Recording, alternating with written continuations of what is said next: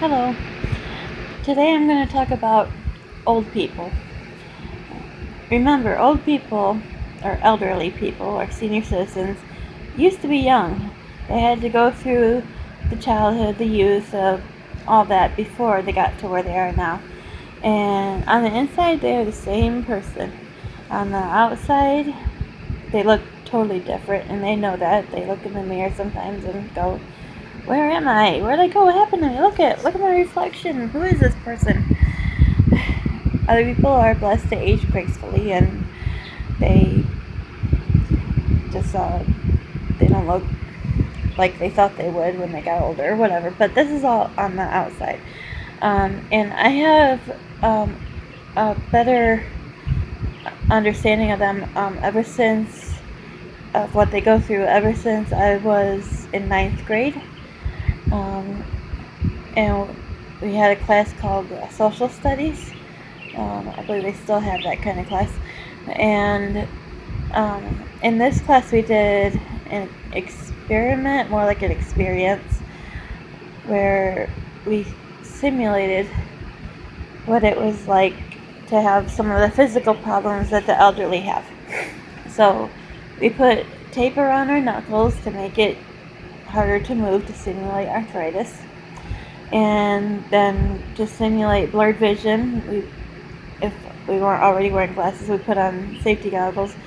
We put petroleum jelly, smeared it on our glasses to make it hard to see.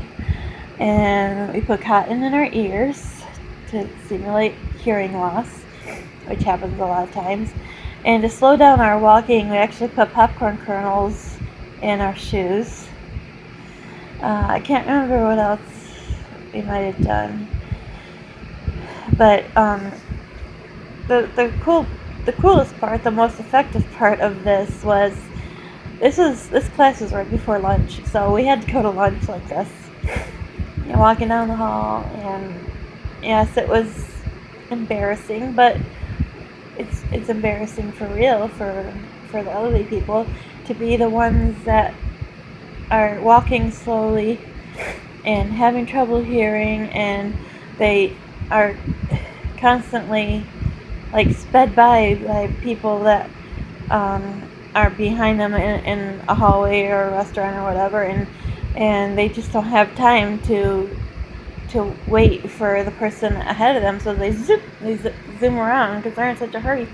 I try not to do that. If I am behind somebody and they're walking slow, they got a cane walker or whatever, they usually don't even know I'm behind me, but I will slow down and I'll wait for them to go ahead of me. They're elderly, they've earned that respect, and I'm not in such a hurry that I can't slow down and reflect on who they are as a person and as paper, and and remember that if I'm blessed to live to be 80 or whatever, I'll probably be as slow. And with my fibromyalgia, I've already had times where I was that slow. I'm sorry, I've had to use a walker or cane. Canes aren't easy, I tell you what. They're hard to figure out, how to place them and whatever. I prefer, if I'm having real bad pain, I prefer to use a walker because all I gotta do is push it. and yes, it's embarrassing because I don't look 40. But fibromyalgia is invisible. It's a nerve disorder that affects every part of your body because we have nerves all over our body. It's what allows us to feel pain or pressure or even things like a hug, things that we feel it with our senses, with our nerve endings, like in our fingers and toes and whatever. So, but when you have fibromyalgia, those nerves go haywire. They, some people can barely even be touched. I'm not that bad yet. It's a progressive disease. But, oh, I know. I was at the store one day, and I was I had to lean over the cart to put something in the cart that was heavy or something. Um, and as I was leaning, my belly pressed against the wire side, the side of the basket, or plastic. I don't know what it was, but it actually hurt where it pressed against me. I was like, ow! It was really, really tender. And I was like, that's not supposed to hurt. It's just pressure. But my motto is pressure is the new pain for me. It didn't just hurt. It hurt for a while after I stood back up straight. But, or if I bump into a corner, like with my shoulder or whatever, it hurts. It does. I'm just like, ouch. And just I'm too sensitive. I'm overly sensitive to things like that physically that are touching me.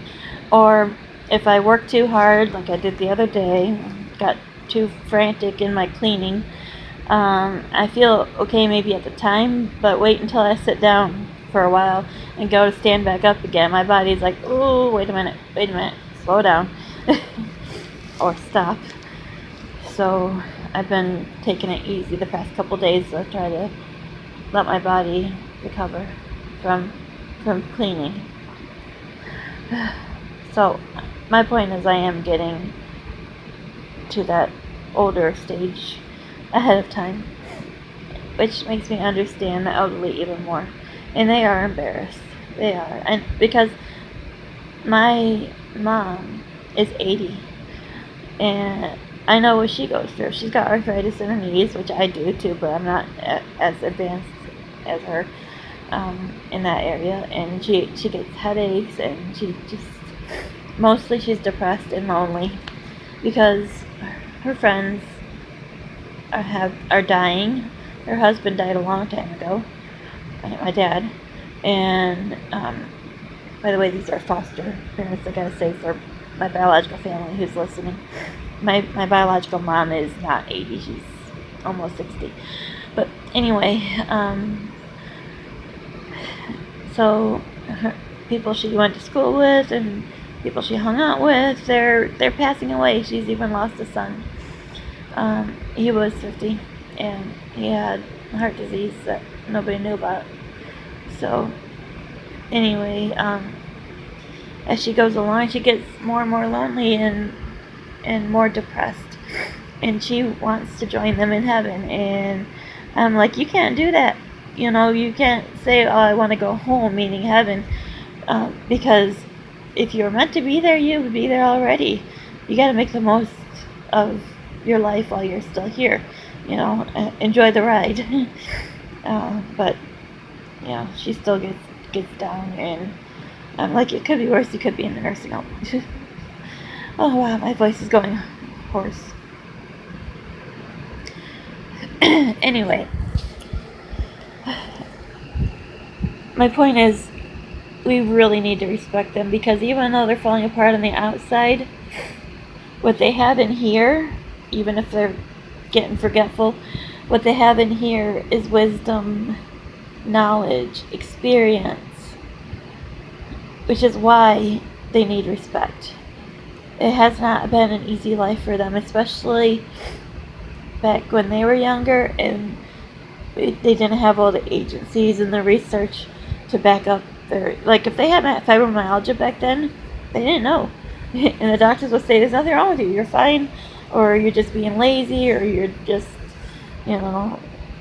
taking aspirin and go on, and suck it up pretty much. So, but now we know from years of research what fibromyalgia is, and it's not all in our heads. So, but anyways, they deserve our respect. They deserve us to be patient with them and to be understanding. Sit down and listen to them, even if they have to have a good cry, and just be there.